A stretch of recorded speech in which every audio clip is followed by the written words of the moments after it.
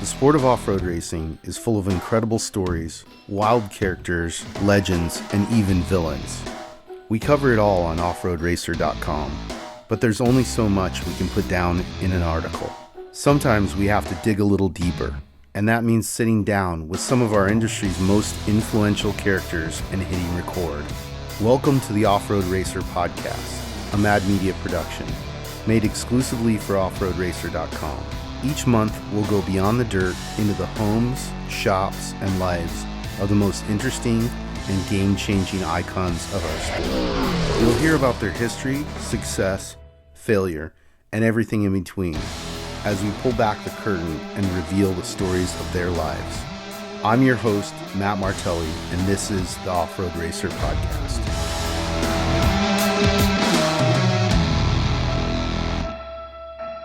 I'm Matt Martelli. This is the Off-Road Racer podcast, and I'm here with my good friend, Tavo Vildosola. What's up, man? How you doing? I'm doing well, Matt. How are you? Good. Hey, and first off, I want to congratulate you on your second place at the Baja 500. Fantastic drive. You and I were just chatting about, you making some changes in how you're driving. Tell us a little bit about that. Yeah, so there's kind of a turning point, right? We've had issues with the new Mason since we got it at the Baja 400 in 2022, and we thought we had figured it out for the Baja 400 in 2023. We were running second. We qualified behind Toby, and obviously then Toby had a little bit of an issue. We were running first, and everything was kind of coming together, and then there was an issue there with the number 10 truck, and it really got to my head, and I just lost my marbles, right? I made a mistake, and the race was over. So, we talk about how frustrating it is. There's months and months of prep and testing and time and money and all this that goes into one event. And to fail because I lost my shit, it hurts, right? It hurts a lot. So we kind of went back to the drawing board a little bit, not with the truck necessarily, but with how Javi and I communicate inside of the truck. How, Javi and I have been racing together since 2007. So it's nothing new, right? It's just how do we change it for it to be better?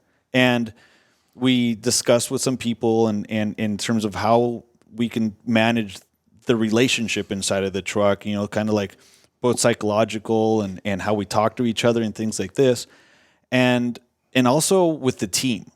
Like, so now with the team, I believe that there was always a lot of pressure to win, right? Like, this is the quote, right? If you're not first, you're last, right? Sure. Those kind of things. And that was always in your head, because that's always in your head as a racer, right? You want to win. You don't want crooked numbers. So there was a lot of pressure on the team. We need to win. And really after that 400, after, this happened, we went back to the drawing board. And even with the team, I was like, guys, what? We need to have fun. Let's just go out there. Let's make our best effort, and let's shoot for top threes. I mean, because if we shoot for top threes and we're consistent in top threes, then we're gonna get some threes, we're gonna get some twos, but we're gonna get some ones as well. But you can also learn from that, right? It's like I try and explain this to people all the time. Like, if you're all or nothing all the time, and you're not putting those miles in, to get to that finish line, you're not learning. You're braking at, mile 100 because you were over driving or whatever it is. Like, you can't learn from that style of all or nothing. Exactly. And then we would have issues, and then I wanted to just pack it up and go back home. And then Javi's like, no, well, we need to continue to learn. Like you said, continue to learn from this truck and see where the weak points are, what we need to improve. So then we would continue racing, but the enthusiasm, it wasn't there anymore. So it really was, I think that more than, the truck had a third member issue, the truck had this. It was really a mental change for me, for Javi, for the team, in terms of how we approach races and say, let's shoot for top threes. Let's speak to each other differently in the truck. Let's and I'll give you an example of it in a sec, but and that mentality, we go and race 1,000 with Bryce, and Luke's breathing down our throats, but we knew what we had to do. We knew that we didn't need to beat Luke by 15 minutes or by 18 minutes. We needed to beat him by a minute. That was it. So we raced that way, and we ended up winning. At San Felipe, we get a third place. At the Baja 500, we get a second place, and it's not, again, usually something happens even if it's small. As a driver, if it's, like you said, all or nothing, you just lose your marbles, and then you make a mistake, then you make another mistake, and then you're over driving, and then you break something. So to me, it's been that mentality change. And it's not me. It's me and Javi and the team, because that's the only way you really affect change, right? To have everyone buy into what we're doing. And people are coming up to me on the team like, hey, you said it at the 1,000. You said it at the 250 that we're, this is going to change and we're building something. I'm like, yeah. And they're excited because we are, right? And we're seeing results. So my example was qualifying for the Baja 500. In my head, it was a jump and then a 90-degree right. And I thought I was going to jump and kind of get the truck to pitch a little in the air and then land and then go right. Well, I overshot the freaking right-hand corner, go around, come back. And Javi's like, did you not hear me? Because he was going 90 right, 90 right. I'm like, yeah, I heard you. I just had a different plan, right? That was my plan. I never discussed it with him. He's like, hey, that's okay. There's still a lot of qualifying left. Let's just be smart. Let's be fast. And I was like, what the fuck? Is that Javi? Sitting to my right? We usually just get so into the moment of making the mistake that then you make a couple of other mistakes as you're kind of doing your qualifying run, and I was like, okay, so it's working. Like I said, just that pushing, that mentality, that let's have fun, let's do the best we can, and let's go for top threes during the race, top fives during qualifying. I think that's definitely a turning point, that Baja 400 in 2023. Yeah, you can see it. It's interesting too, because I don't think people understand how important the dynamic is between you and the co-driver, and especially somebody like Javi. Like Javi's very unique in that, he's, I don't even know what to call him. What do you guys call him? Do you call him your crew chief?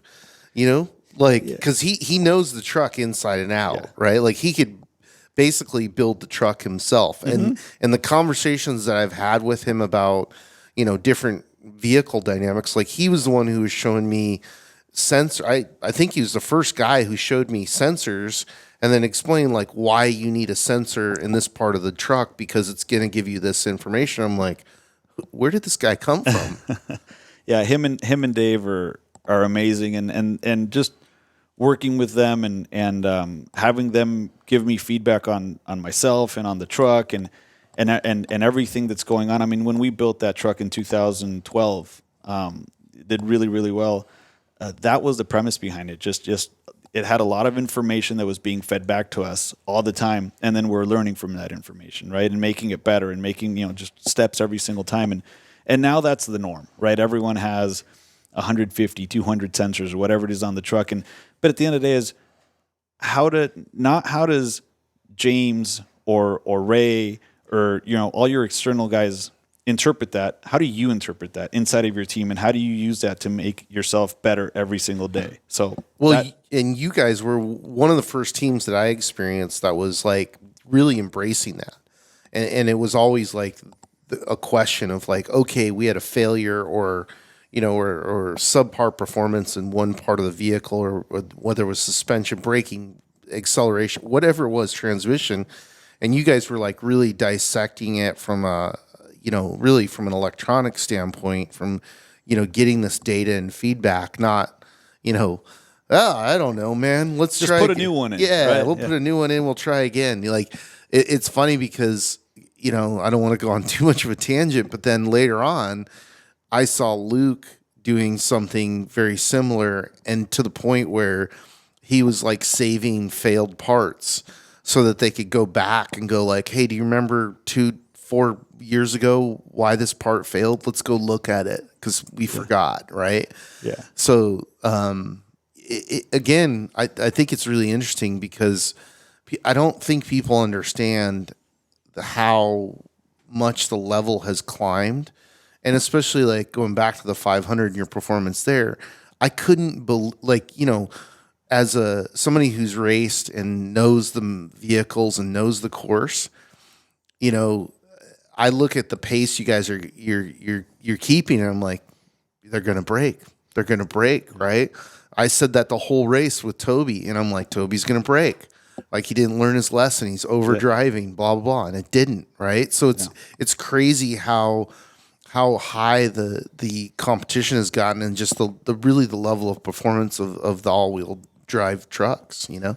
Yeah, and I think we're getting to a point where, like you said, they're living, right? They're and every single truck that rolls off that production line over at Mason, and every different type of driver that drives one, you know, we're all learning from each other, which was the very hard thing about having, we call it VDC, our old truck, the one that was built in 2012. It was a one-off. Yeah. So we just learn from ourselves, right? And just learn from ourselves. And if with this Mason program, like, we're all learning about everything else, right? And we got some information about the 500, about certain things that happened. And there's also this whole, like, secrecy thing, right? Like, in off-road, and it's like, you know, dark programs and shit like that, you know, like, we don't talk about it. So we learned this thing at the 500 that happened to other teams, and we're out in Mexicali 3 weeks later testing, you know, not because we had an issue, Right. because we learned that other people had an issue with that part. So now we're out there testing and trying different ones. Right. And that's what you said. It's gotten to that point to where, you know, and obviously, again, having Dave and Javi and having technology and having that information, having people who know how to process it and digest it. But at the end of the day, it is crazy. I mean, it is very different from when I started racing the Geyser truck in 2007 to when we started racing VDC in 2012 to what this is now in 2024. I mean, it's big steps, and you know, the sport's more professional. You know, you have guys who I'm competing against who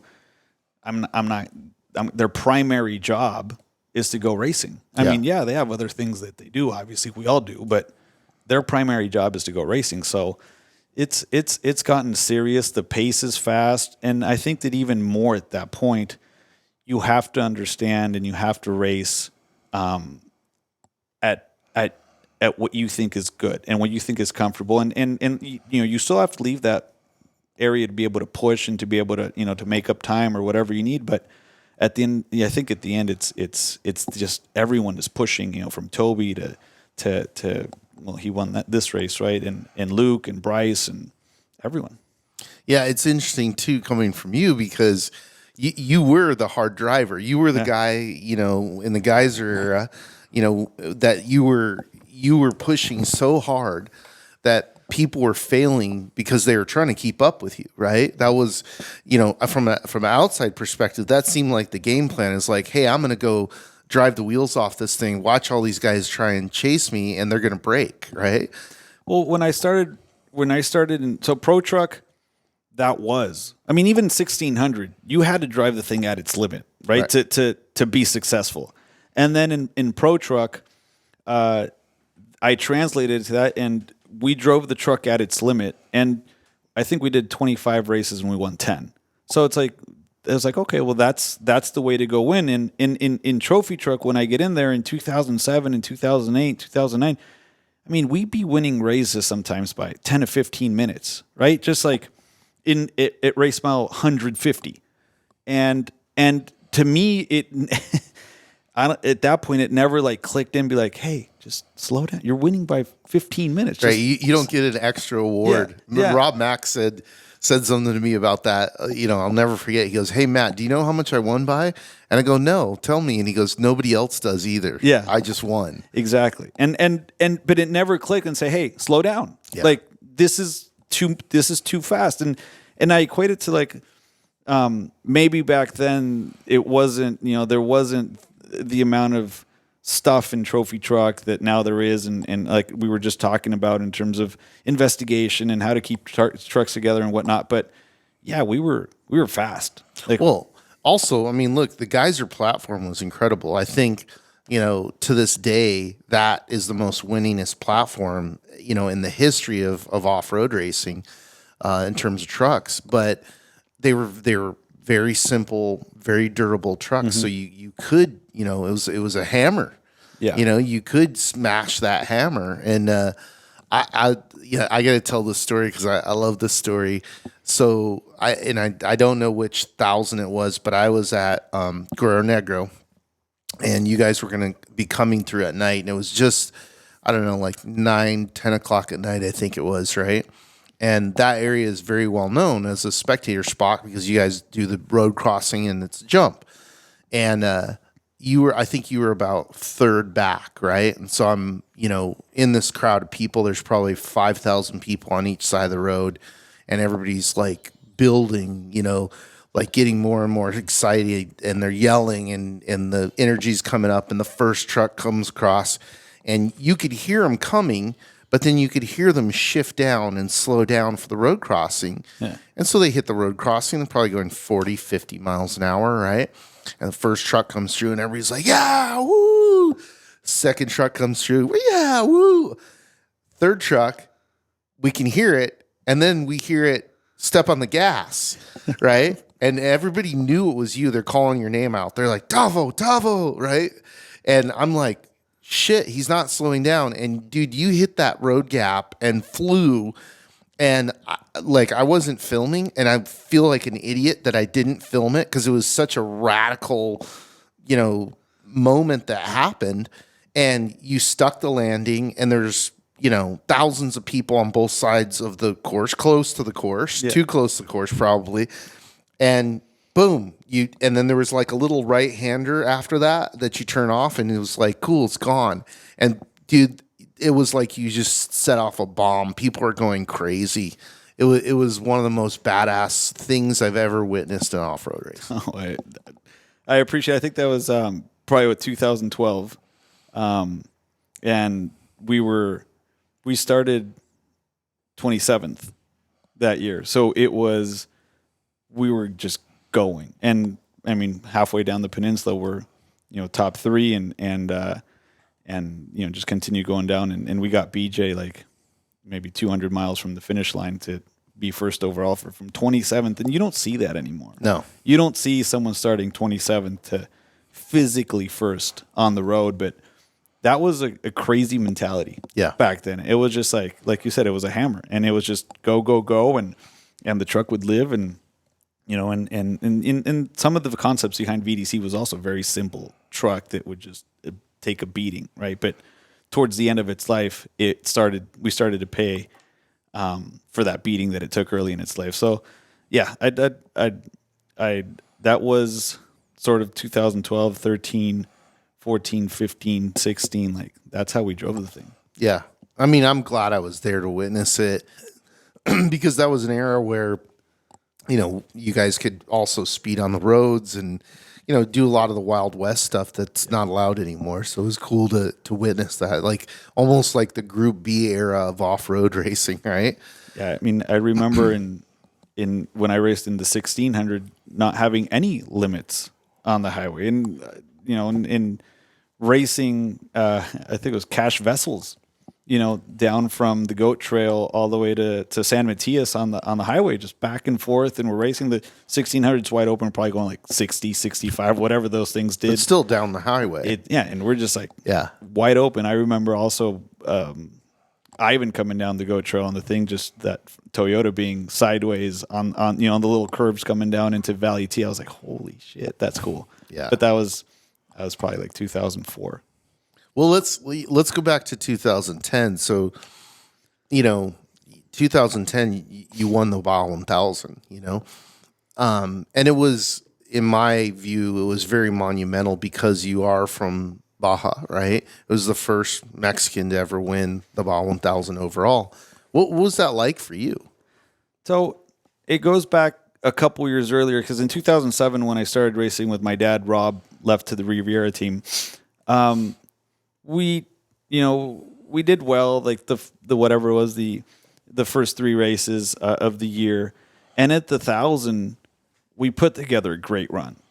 2007 put together a great run, and my dad started, and I took over about a third of the way down the peninsula, and I just went from like race mile 400 to the finish. It was down in Los Cabos that Right. year. And we finished second overall towards the end of the race, down in those really slick roads, down between La Paz and Cabo. I couldn't get the truck to turn, and Javi's yelling at me like, "Oh, you're not doing it right." Like, it was my first Baja 1000 trophy truck, and we like hit a cactus, and we were stuck, and got high centered. Like, all these things, right? We just made all these mistakes. At the end, we learned it's because the spring broke on the back of the truck, so it was just like I couldn't steer it. We lost by 10 minutes, after a 24, 25-hour race. So I think that set sort of the expectation of it's possible. It's possible. We had all these issues, and it's possible to go into Baja 1000, which has been my dad's dream. I mean, he started racing Class 1 in 1998 because he wanted to be the first Mexican to win a Baja 1000 overall. He figured out that Class 1 was not the way to go in terms of winning a Baja 1000, because back then it was like, oh, the Truggy would win, and then the trophy trucks. It was kind of back and forth. But Sure. 2002, he got the trophy truck, and he's like, okay, this is the way to do it. He got the GOAT, Rob, and they tried for several years, and it wasn't possible. So in 2007, I was like, oh, it can happen. So there was this freaking 800-pound gorilla on my back for 2008 and 2009 in terms of the expectation, right? So other than, the 2010 Baja 1000 was, I think, the 44th running of the Baja 1000. There'd never been a Mexican team, but everyone expected us to win it. And expectations can be a bitch, right? So it was such a relief. I mean, personally, it was such a relief to be able to win that race and to do it in, behind the veil and the backdrop of the bicentennial of the Mexican Revolution and the centennial of the Mexican independence. It was the other way around, but the independence was bicentennial and the revolution was the centennial. So it's like all these things, that happen. And then seeing my dad and winning his obviously goal for the last 12 years to win a Baja 1000 overall, to be able to do it together, not with Rob, nothing against Rob, but, just Sure. On your own. Yeah. Father and son kind of thing. So there was a lot of emotion. There was a lot of things that went behind it. And it's cool because, that really kind of has put us up there in the map and said, okay, well, these guys are for real. Right. Attention Off-Road Nation, the Unlimited Off-Road Racing Championship comes roaring through Parker, Vegas, and Barstow in 2024. It's three of the most prestigious and competitive off-road races in the sport. It all starts with the return of the Parker 400 in beautiful Arizona, January 10th through the 14th. Then it's the biggest, baddest, most grueling off-road race on the planet. The BF Goodrich Tires Mint 400 comes roaring back into Sin City, Las Vegas, March 6th through the 10th. And finally, the climactic conclusion of the Unlimited Off-Road Racing Championship, the California 300, returns to Barstow, October 2nd through the 6th. Visit UnlimitedOffRoadRacing.com for complete details. The 2024 Unlimited Off-Road Racing Championship is here. It's interesting because you're saying the pressure was on you. I remember that when you won it, and you weren't one of the teams that was expected. Like at that point, it was like my view of it. As I remember, it was like you were definitely a gamer, but there were a lot of other teams that had more resources, had more experience, had guys like Rob driving with them. Yep. So it was a big deal when you won, and I think in particular too, like not just being like, hey, some dude from Mexico City, but being like, the favorite son of Baja. You know what I mean? Like that. I think it meant a lot to really just the culture.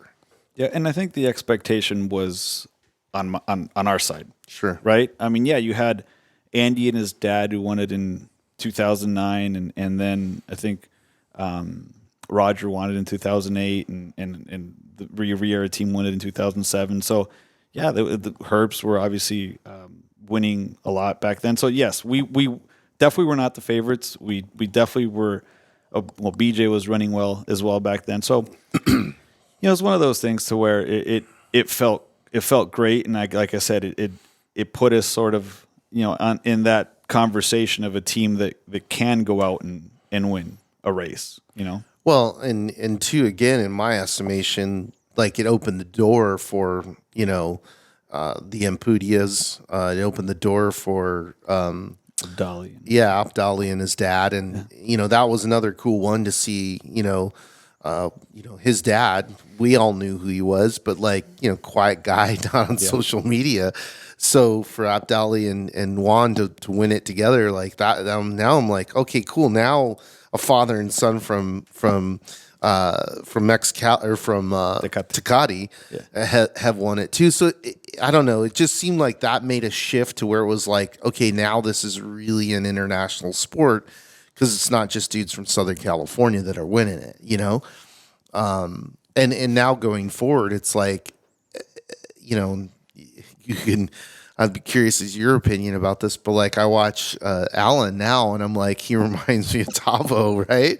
I'm like, man, when he had his last Baja 1000 win, the whole time I was like, they're gonna break, and they had issues, but they got it done, and to again to see how hard everybody's driving and how close the competition now is just it's wild. It's funny because that's one of the things that Javi and I kind of talk about, and a win's a win, and like Rob said, no one cares, no one remembers who second place was, no one remembers how much you won by, no one remembers any of that stuff, right? But to me, there's two types of wins. One is where you go out, you start 27th, you push your way through the field, you're pushing, and you go win a race, right? And that seems to be the 9 overall wins that we have. That seems to be how we've done every single one of them. And there's another type to where in 2019, the 10 truck, right? They have issues, and then Luke has issues, and then they have, and it's just kind of like a back and forth, and it's kind of like who survives at the end and who wins the race, right? Sure. And both are a win. Both is the fastest dude on the track, and they're both 100% valid. But I'm like, I want some of these.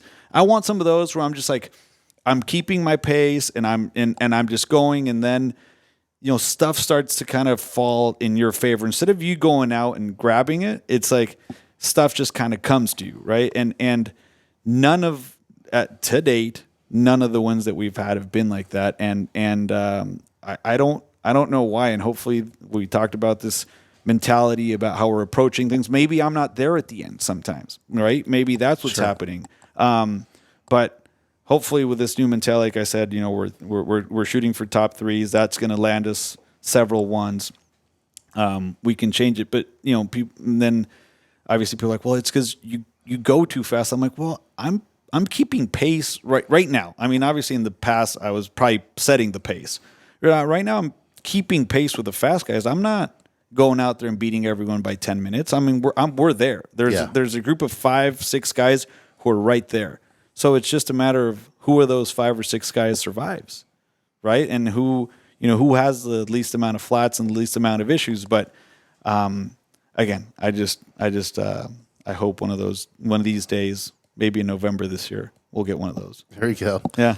Well, making that transition to the Mason, we were talking about it earlier. Is you had challenges, and it's got to be super difficult to stay positive when you're dealing with those things because you have all the resources, you have all the knowledge, and then some little dumb thing goes wrong, and you're like, what am I doing here, right? And it's one thing when you have 1 or 2 of those, but when you have a sequence of those, and also you have a field of competitors that is their level of race, craft and whatnot is moving forward, and you're like, what are we doing here? That's got to be difficult.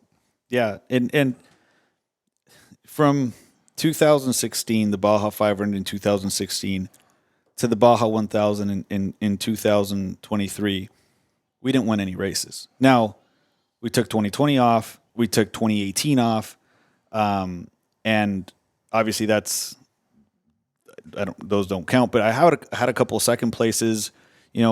We felt like we were competitive, but we were just not winning. And then we get the Mason. I'm like, okay, well, this is it, right? We make a plan. This is the first Mason that is not built at their shop, right? That rolls out, as a race ready truck. Right. We built it at our shop, and we had a very clear plan as to what we wanted to do. Javi and Dave, they make a plan. They set a direction, and we just start having these issues. Right, the first 5 races, the truck caught on fire.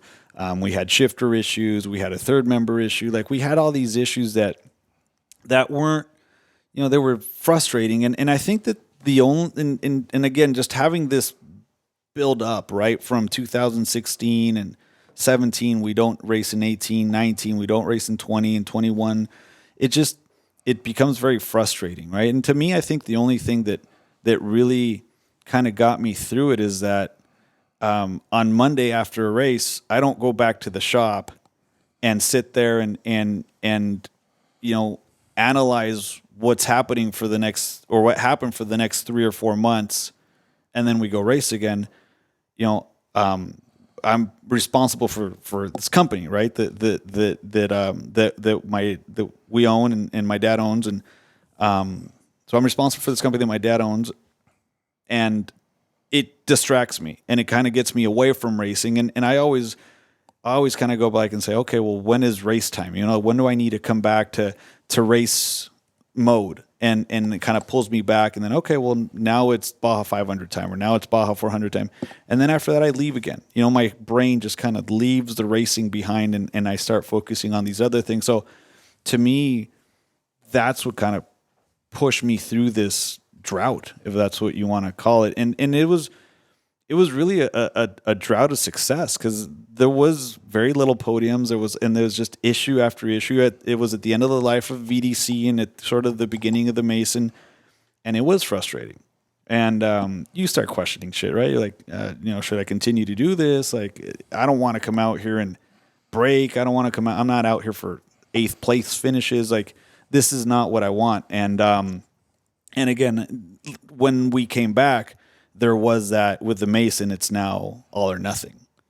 And sort of where that kind of attitude changed, like we talked about, and where now it's just, hopefully it's sustained success. And success in my brain is not 1 1 1 1 1 anymore. Success in my brain is now just, let's finish top 3, right? That's a successful race, because at the end, if we finish all top 3s, hopefully that leads us to a championship at the end of the year, and then that kind of starts building the program back up. So that's where we're at right now. But I mean, just 2010 to 2016, we had a really good run, and then it kind of came apart a little bit, and we're just trying to build it back up again, trying to set those cornerstones, those pieces, that firm ground again to be able to go win races and go be consistently successful.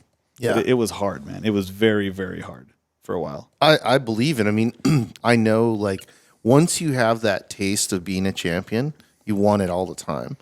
And what it leads to is then you overdrive. You push too hard, right? Because you're like, hey, I can do this. Mm-hmm. I can drive at this pace, but will the equipment last? Will we not get a flat? Will we, all these variables, but it's interesting because, again, like I defer to like Rob Mack's driving style of, like, you watch him and it's like, he's kind of boring to watch. You know what I mean? He's conservative. He's keeping pace. He's making sure that he's there. And, it's kind of the funny thing, every year that he races the Mint, it's like, okay, the race is really about lap 4, right? Yeah. It's not. It's just, don't wreck your equipment and be there at lap 4 within striking position, and then, you put it on, So it's very interesting. And that's what we talk about in terms of having that race kind of fall to you, right? And being there at the end, and for all these years, it's been us just grabbing it, right? And going out and winning, and it never has been about us being there at the end. And I think that's what's going to change. And I'm not saying I'm not going to go out there and go try and grab some races. Obviously, I think the 500 was an example of us having it there. Unfortunately, we had a couple of things with the truck we weren't sure of, so we didn't want to push and break, right? Again, and that's the mentality, right? Before, I would have been, fuck it, Let's just go and let's go chase down Paul and let's get this. But I'm like, well, I could do that and then I can brake because we didn't know what was wrong. There was some noise that was coming from the truck and there was something going on. Or we can conserve our truck and just keep pace. And if something happens, then okay, we'll be there. But if nothing happens, then it's a second place. And the second place is not the worst thing in the world, right? No. So I think that changed. And I and that's what in my mentality has changed over the last 3 races. Yeah. We were talking about your relationship with Javi. Like, how much do you think that affects your success?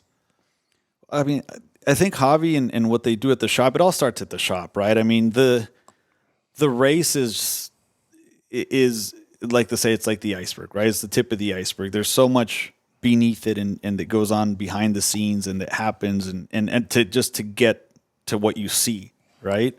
And having Javi and on the team, and like you said, it's just his way of thinking about things and always trying to. Right now, we're just focused on reliability. We know that our truck has the speed.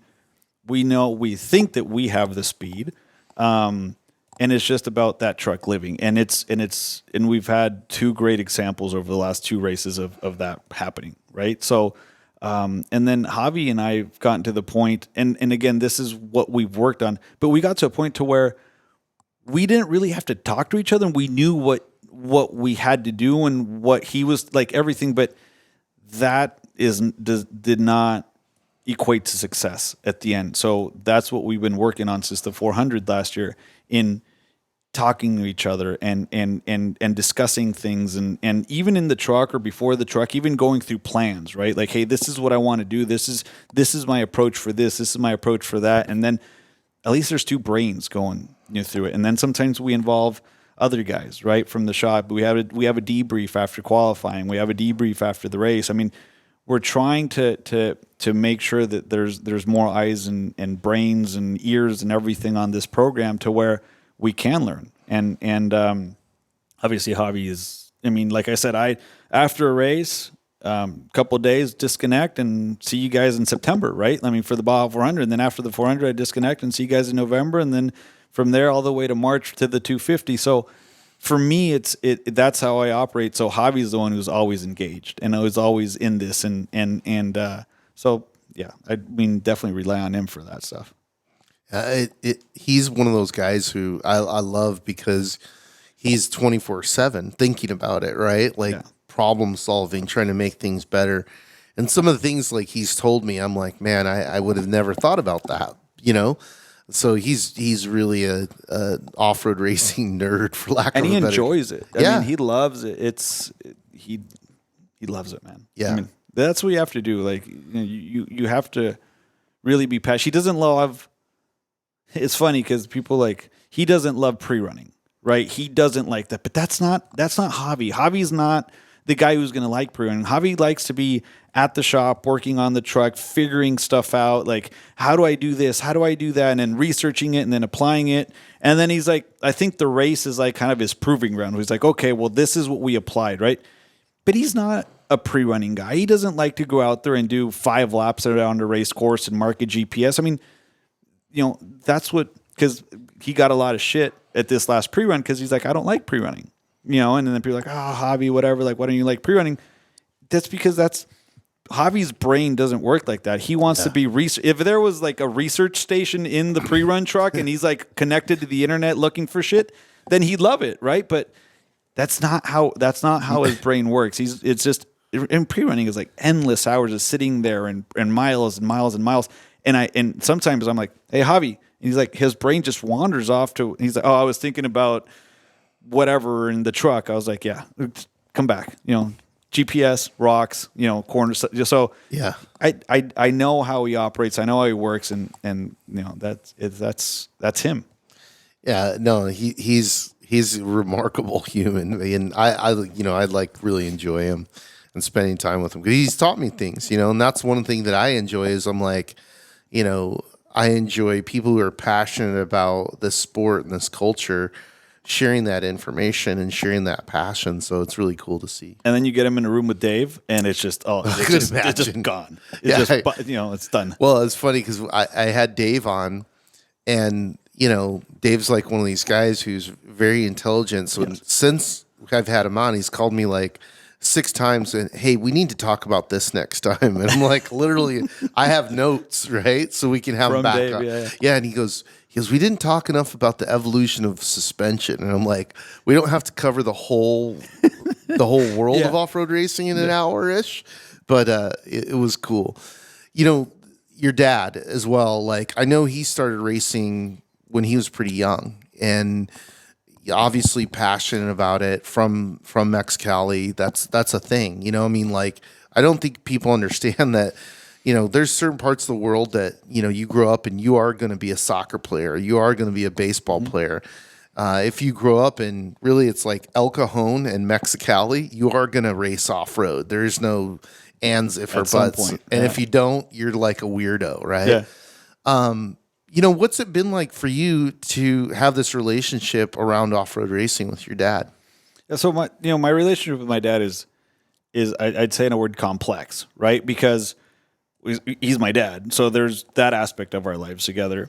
Then we work together, right? He owns the business. And then you could say we play together, right? We love off-road racing. We love skiing. We love scuba diving.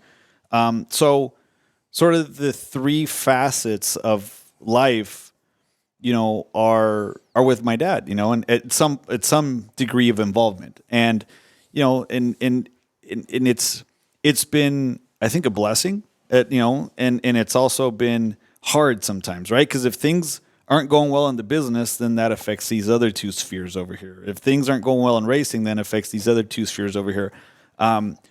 It's also a matter of me learning how to deal with 3 different figures: my boss, right, my teammate, and my dad. And it's hard, right? Because you talk to your dad in a certain way, you talk to your boss in a certain way, you talk to and sometimes you get that confused. And that's where I think we've had issues. But for me, obviously, since I was a little kid in Mexicali, I started riding 3-wheelers when I was 3 years old. I mean, I started riding motorcycles when I was 9, driving when I was 10, on the streets, racing when I was 16. I mean, to me, it was like I'd see my dad go ride motorcycles like every Sunday or whatever. And I mean, that was what I wanted to do. I have always wanted to race. Like that's since I can remember, that's been my dream, right? To go racing. And obviously it's because of my dad. And then also, but on the other side, like seeing the business, right? And trucks and going to the Kenworth plant and spending time with my grandpa and my dad there and seeing these, huge things being built and the production facilities and everything. So that also really got me super interested in what that is and wanting to go into business. And so, it's all been like just kind of seeing what example my dad is setting and then trying to chase that dream, right? And like I said, I'm so happy that we were able to win that 2010 Baja 1000 together, because that was his dream.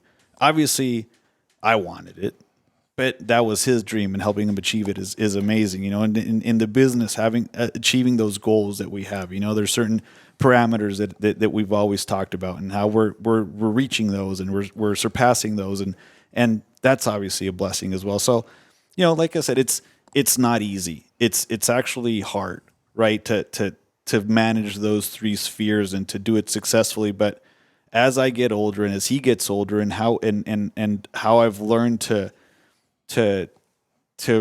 make sure that everything works together, our relationship has gotten better and better, right? And that's something that obviously I want to take to my son, right? And hopefully we will have the opportunity to have those 3 spheres, to go racing together and to, run the business together, and to, obviously a family, it is what it is, right? So that's something that I want to pass on to the next generation, and try and learn from the mistakes that I made with my dad and my perceived mistakes that he made with me, and say, all right, how do we fix this stuff? So it's a conversation that could be 3 or 4 hours long, to be honest with you.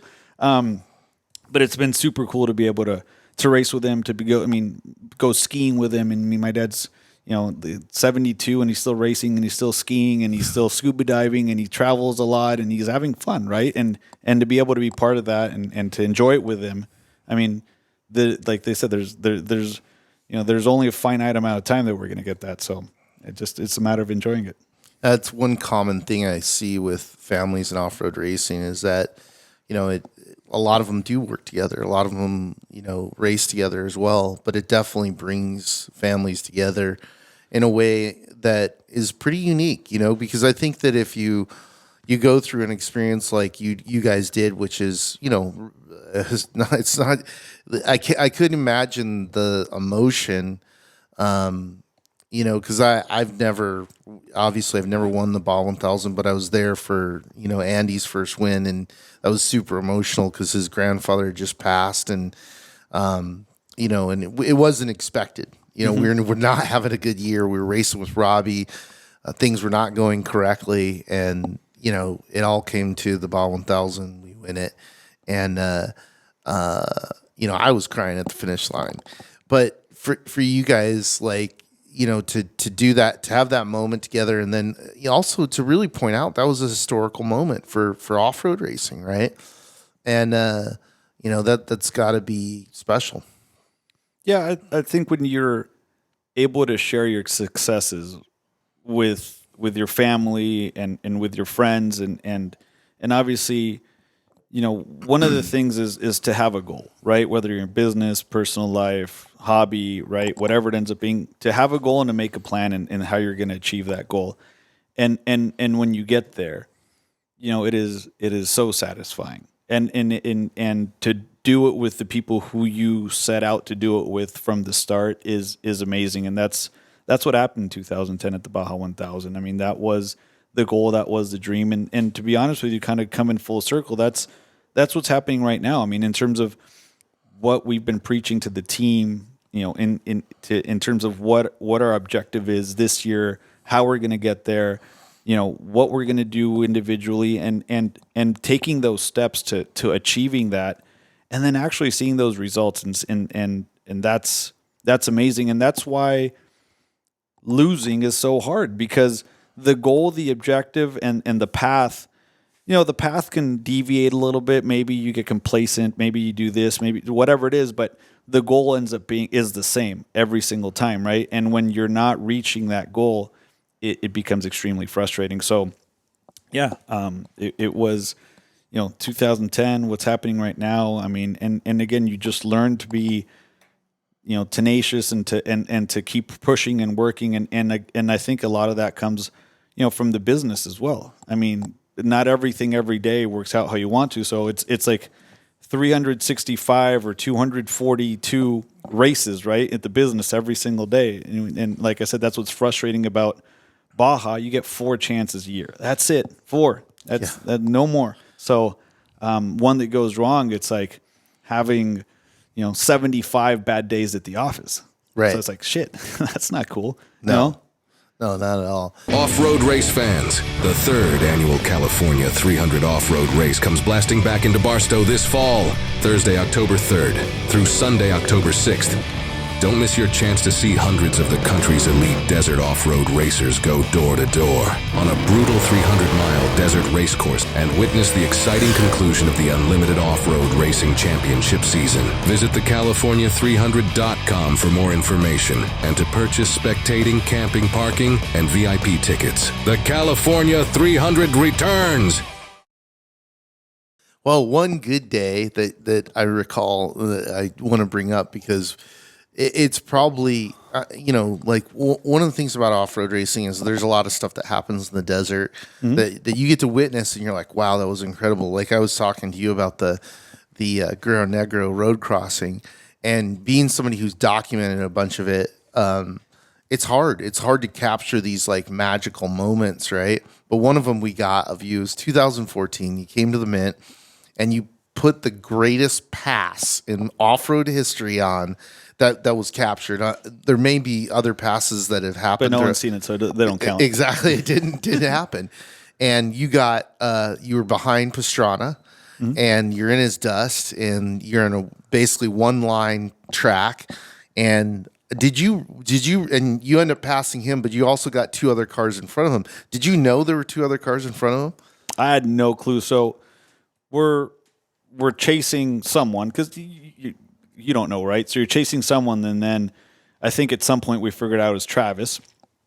And there's a straight road, and I go to hit him, and I think he goes left. I'm like, what? So he goes left or right, and I go to the other side. All of a sudden, this other car appears. I'm like, oh shoot, what the heck is that? And then he kind of goes back in line there was a second car in front of him, so he goes back into the track, and I go back in. I'm like, wait, what's happening? So I go back out to the other side, and I just accelerate past. And I didn't know the other car was there as well. I mean, I thought it was just Travis. Right. I had no clue there was the other two buggies right there, and it was the first one was like, oh, a surprise. It's like, oh, that's there. Go around him, and then I go to pass him. I'm like, okay, I'm going to go left, and I pass him, and then I see there's another car in front of him. I was like, oh, so I just get past those two, and it was one of those things to where and the best part is that before that, for some reason, I think we hit someone. The hood of the trophy truck on the right-hand side broke off. So Javi he couldn't see, right? And as soon as we did that, I'm like, Javi, you just missed one of the coolest things that we've ever done in off-road. We just passed 3 guys, and because we knew it was Travis. In dust. Right? In dust. We just passed 3 guys. He's like, we did? I'm like, yes. It was pretty cool. Well, on top of that, the other thing is that, the mint course is particularly tricky in stepping out because it's been run so much. There's boulders everywhere, right? So, stepping out, you take a huge risk. I mean, that could have ended up in tearing a corner off. Yep. But yeah, it was. I remember being in the live stream booth, and you're trying to we're excited, but we're also trying to keep our composure and not start dropping F-bombs, right? But yeah, it was definitely like a holy shit backslapping moment. But it's funny because when people talk to me about, I watch other forms of racing, they're talking about the course changes, the pavement changes, and there's lap traffic. I'm like, you have no idea. Let me show you this clip here. And people are like, what? And I'm like, that visual is like the definition of off-road racing to me, Yeah. It's and two, again, your driving style of you didn't hesitate. You're like, we're going. Yeah. You know what I mean? We're not going to be like, oh, there's other cars, let's just hang back. It was like, no, we got an opportunity. We got to go. Remarkable. Oh, thank you. And that's what I tell people. I'm like, you know what? Road racing, I mean, and you see it. You see Checo or Max or any of those Formula 1 drivers, they could literally close their eyes and drive a course. Sure. Right? And to me, us in off-road, how we're able to adapt to all these changing conditions, right? And it rains, there's rain, there's wind, there's other cars that go through that piece of, course or whatever it is, and it just changes it and evolves, and rocks move, and there's silt where there wasn't silt, and you step out a foot from the course and there's boulders that can end your day in an instant. There's so many things that you deal with in off-road. I'm like, we're pretty remarkable drivers, I think. I mean, everyone who drives off-road at a competitive level, that's pretty cool in terms of your adaptability as a driver and being able to deal with different situations. I think it has to be very unique in terms of the world of racing, right? Because everything else is so controlled and there's so many parameters, and if it does this, we don't do that. And in off-road, it's a constant evolution of everything that's happening, even in your car. Yeah. Through 1,200 miles of racing, it's not the same, obviously, race mile 1 as it is at race mile 1,100. So it's how do you adapt to that, and how do you make it live and make it get to the finish line? And I've always thought, I mean, not to pat myself on the back, but just all of us who race off-road, how we're always able to adapt to that is pretty cool. Yeah, I'm biased, right? Yeah. Yeah, I think it's, I would say you could argue that between rally and off-road, it's the most dynamic, form of motorsports, because it is 3D chess. Like you do have to take in all this input, make decisions. The vehicle's changing, shocks are fading. You've had hundreds of pounds of weight change in your car because of fuel consumption. Like, tires are about to go. Like, there's so many variables, right? I watch other forms racing. I'm like, yeah, this is boring, man. Yeah. This is boring. Verstappen's going to win. Like, what else are we doing here, right? That's what makes it, that's what makes it addictive to me, is like Baja 500. I'll give you a perfect example. No way was I like, I'm going to put money on, on who won, winning. I'm like, no, they need to figure out the platform, get some top fives, and then they'll be there. And it's just like Toby, and Paul went out and just drove the piss out of that car. And same thing, like, where is that limit, right? Is it too far? Is it not enough, etc.? And, I think that now the evolution is, everybody has good equipment now. Yeah.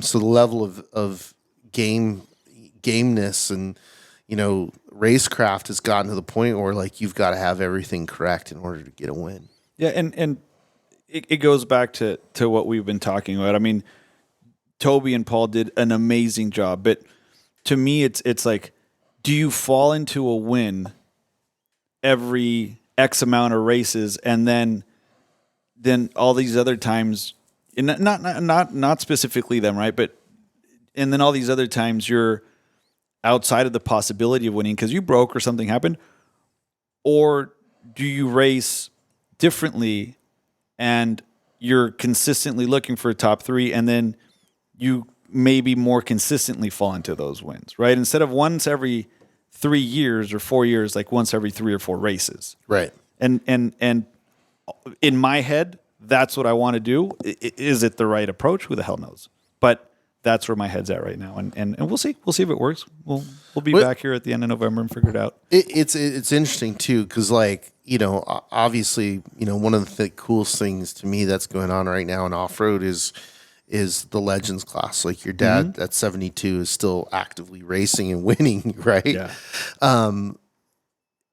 For you, again, we were talking about how expensive this is, how difficult it is, how it's time away from your business and families. Like, life has moving priorities. Yep. Why do you think what is it that drives you to continue to do this? Like, you've already won the Baja 1000 multiple times, right? Championships, everything, right? It's, and we had an advisor who worked with us at the business. He's like, so you won the Baja 1000? Like, what is more than winning a Baja 1000? I'm like, nothing. He's like, then why continue to do it? I'm like, because I want a second one, and then after you want a third one, you want a fourth one. And I think to me, it's that competitive spirit, right? It's the thrill, the love of competition. And again, people ask us, well, what do you win when you win a Baja 1000 or a Baja 500? I'm like, nothing. I mean, you win a trophy and you get to say you won, but that's it. There's no money involved. You just spend a lot of money, right? And so why continue to do it is because, it's the love of the sport, like literally the love of the sport. And to me, my dad doing it, and my dad being competitive, and my dad, top 5 overall at the Baja 500, that's, that help. Obviously that helps my program out, that he's happy and he's continuing to race.